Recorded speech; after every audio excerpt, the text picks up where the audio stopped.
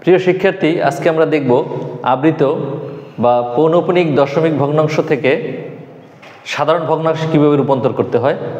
আমরা আজকে খুবই মজা করে এটা শিখব, পৌনঃপুনিক কীভাবে করতে হয়, এবং আমি আশা করি যে তোমরা 5 সেকেন্ডের মধ্যে পৌনঃপুনিকের এই সমস্যার সমাধান করতে পারবে। তাহলে আমরা শুরুতেই দেখি যে পৌনঃপুনিকটা কী। পৌনঃপুনিক হচ্ছে দশমিকের পরে যদি কোনো সংখ্যার পুনরাবৃত্তি হয়, অর্থাৎ একই সংখ্যা বারবার আসে, তখন তাকে আমরা পৌনঃপুনিক বলি। যেমন 11কে যদি আমরা 9 দিয়ে ভাগ করি তখন অ্যান্সার হবে 1.222, এভাবে 2 আসতেই থাকবে অসীম পর্যন্ত। এখন যখন এই 1.222 অসীম পর্যন্ত আসবে, এই একই সংখ্যা যে বারবার আসতেছে, এই সংখ্যাকে আমরা এইভাবে বারবার না লিখে 2 এর উপরে একটা পৌনঃপুনিক দিয়ে এটাকে আমরা থামাতে পারি। তাহলে আমার কিন্তু 2 লিখতে হচ্ছে না। এই যে 1.2 এর উপর একটা পৌনঃপুনিক দিয়ে দিলাম, এটাই হচ্ছে আবৃত বা পৌনঃপুনিক দশমিক ভগ্নাংশ। এভাবে আমি একই জিনিস যখন বারবার আসে, একই জিনিস আবৃত হয় বা একই জিনিস পুনরাবৃত্ত হয়, তখন এটাকে মাথার উপরে আমি একটা পৌনঃপুনিক দিয়ে এটাকে থামাতে পারি। এটা দিয়ে মিন করছে যে এই দশমিকের পরে 2 আসতেই থাকবে অসীম পর্যন্ত। এখন আমরা বুঝলাম যে পৌনঃপুনিকটা কি। এখন আমরা দেখি যে পৌনঃপুনিক থেকে বা আবৃত পৌনঃপুনিক থেকে কিভাবে সাধারণ ভগ্নাংশে পরিণত করতে হয়। যেমন আমরা জানি যে পৌনঃপুনিক না যেগুলা, আমরা ধরি 0.3, এগুলো আমরা আগেই জানি যে 0.3কে ভগ্নাংশ কীভাবে পরিণত করতে হয়। যে আমরা জানি যে 3-র নিচে 10 দিয়ে দিলেই এটা সাধারণ একটা ভগ্নাংশে পরিণত হলো। একইভাবে যদি 0.5 থাকতো, তখন আমরা 5/10 দিতাম, বা 0.55 থাকতো, দেন আমরা 55 এর নিচে 2টা থাকার কারণে 100 দিয়ে দিতাম। এগুলো আমরা আগে থেকে জানি। আজকের আলোচনার বিষয় কিন্তু এগুলো না, এগুলো আমরা আগে থেকে জানি যে দশমিকের পরে কিভাবে সাধারণ ভগ্নাংশে পরিণত করতে হয়, এগুলো আমরা জানি। আমরা পৌনঃপুনিক কীভাবে সাধারণ ভগ্নাংশে পরিণত করতে হয় সেগুলো আলোচনা করব। যেমন 0.3 এর উপরে যদি পৌনঃপুনিক থাকে, আমরা 0.3 সাধারণ যখন ছিল তখন কিন্তু এটা আমরা আগে থেকে জানতাম। এখন আমরা দেখব যে পৌনঃপুনিক থাকলে এটা আমরা কিভাবে সাধারণ ভগ্নাংশে পরিণত করতে হয়। এটার একটা নিয়ম হচ্ছে যে যার মাথার উপর পৌনঃপুনিক থাকবে তাকে আমরা উপরে 3 আকারেই লিখব। এরপর যার মাথার উপরে পৌনঃপুনিক থাকবে যে কয়টার উপরে, সেই কয়টার জন্য সেই কয়টা 9 লিখব। যেহেতু একটার উপরে আছে, একটা 9 লিখব। আমাদের হয়ে গেল এটা আমরা কাটাকাটি করতে পারি। 3 দিয়ে কাটলে 1/3, মানে 1/3 এই এভাবে। আবার আমরা যদি আর একটা দেখি যে 0.5 এর পৌনঃপুনিক, এটা উপরে আমরা 5 লিখব, নিচে লিখব যে একটার উপরে যেহেতু পৌনঃপুনিক আছে একটা ডিজিটের উপর, একটার জন্য একটা 9 লিখব। আমাদের তাহলে পৌনঃপুনিক হয়ে গেল। একইভাবে যদি আমরা একটা বড় সংখ্যা নেই, যেমন 0.45, এটার উপর যদি পৌনঃপুনিক থাকে 2টার উপরেই, দেন আমরা লিখব উপরে 45 লিখব, নিচে 2টা যেহেতু আছে 2টা ডিজিটের উপরেই পৌনঃপুনিক, আমরা 2টা 9 লিখব। খুব সহজেই আমরা পৌনঃপুনিক শিখে ফেলছি। এবার আমরা দেখব যে একটার উপরে পৌনঃপুনিক আছে, যেমন 0.45, এটার উপর পৌনঃপুনিক আছে, 4 এর উপর নাই, 5 এর উপর আছে। এক্ষেত্রে কি হবে? আমরা 4/5 লিখব, এটা থেকে যেটার উপর পৌনঃপুনিক নাই এই 4 বিয়োগ করে দিব, এবং নিচে আমরা কি করব, হরে গিয়ে এই যেটার উপর আমার পৌনঃপুনিক আছে 5, এটার জন্য একটা 9 লিখব। 4 এর উপরে নাই, এটার জন্য আমরা একটা 0 ব্যবহার করব। এখন এটা আমরা সিম্পলিফাই করলেই আমাদের হয়ে যাবে। এটা আমরা বিয়োগ করলে পাচ্ছি 41, নিচে পাচ্ছি 90। এখন দেখতে হবে কাটাকাটি যায় কিনা। যেহেতু কাটাকাটি যায় না, এটাই আমাদের অ্যান্সার। কাটাকাটি গেলে আমরা কাটাকাটি করতাম। আমরা আরও প্র্যাকটিস করি। আমরা যদি আরও প্র্যাকটিস করি এভাবে, যে 8 উপরে পৌনঃপুনিক আছে, একইভাবে আমরা 18 লিখব। এরপরে যেটার উপর পৌনঃপুনিক নাই, অনের উপরে পৌনঃপুনিক নাই, অনকে বিয়োগ করে দিব। আর আমরা নিচে 8-এর উপরে যেহেতু পৌনঃপুনিক আছে এটার জন্য একটা 9 লিখব, 1-এর উপরে পৌনঃপুনিক নাই এটার জন্য 0 লিখব। এখন এটাকে আমরা সিম্পলিফাই করব, উপরে 17 নিচে 19 হয়ে গেল। একইভাবে আমরা যদি আরও প্র্যাকটিস করি, অন 6 একটার উপর পৌনঃপুনিক আছে দিলাম, অন 6-এর উপরে 16 - 1 যেহেতু 1-এর উপর পৌনঃপুনিক নাই এই কারণে 1 বিয়োগ করে দিব, আর 9-এর উপর পৌনঃপুনিক আছে এই জন্য 6-এর উপরে পৌনঃপুনিক আছে এই জন্য একটা 9 দিব, এবং 1-এর উপরে নাই যেহেতু এটার জন্য একটা 0 ব্যবহার করব। এটাকে আমরা বিয়োগ করে যদি কাটা যায় তাহলে কাটবো, কাটা না গেলে কাটবো না। এটাকে আমরা কাটা যায় 5 দিয়ে যদি কাটি, না এটা 15 দিয়ে কাটতে পারি, 15কে 15 আর এটা হচ্ছে 6 15 90 1/6 তো হয়ে গেল।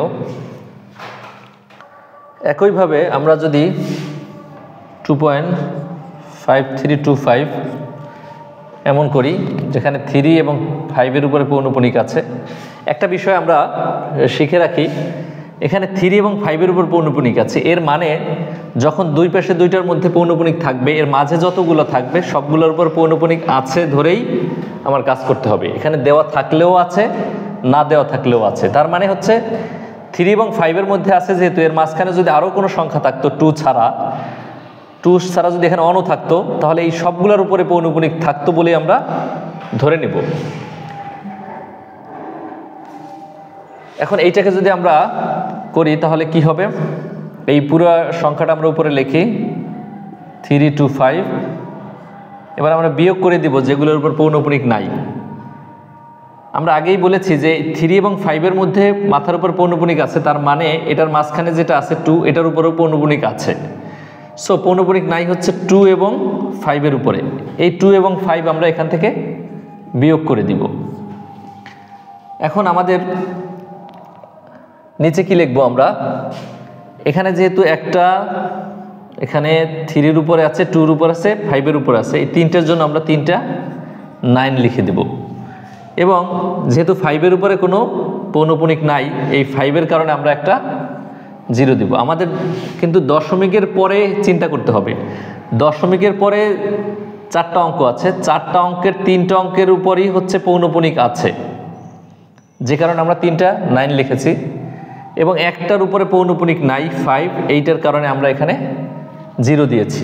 এটা কিন্তু এখন দশমিকের আগের সংখ্যা চিন্তা করা যাবে না। এখন আমরা এটাকে সিম্পলিফাই করলেই আমাদের অ্যান্সার চলে আসবে।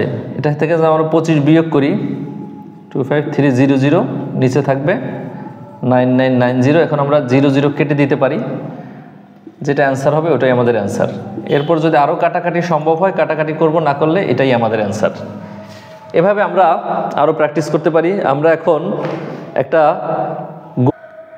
যদি একটা গুণ প্র্যাকটিস করি, যে কিভাবে পৌনঃপুনিকের অঙ্কগুলো গুণ করতে হয়, যে 2 এর পৌনঃপুনিক গুণন 3 এর পৌনঃপুনিক, তখন প্রথমে আমার এই পৌনঃপুনিকের মান বের করতে হবে। এটার জন্য আমরা কি লিখব, 2/9 গুণন, এটার জন্য লিখবো আমরা 3/9। এখন এই 3/9কে কাটা যায় 1/3 লিখতে পারি আমরা, 3 দিয়ে কাটাকাটি করলে 2/9 গুণন 1/3। এবার উপরে গুণ করি 2 আর নিচে 3 নং 27, এই আর কাটাকাটি যায় না। তাহলে আমরা একটা গুণ শিখে ফেললাম। আমরা একটা ভাগ দেখব। আমরা যদি একটা ভাগের অঙ্ক করি, যে এতকে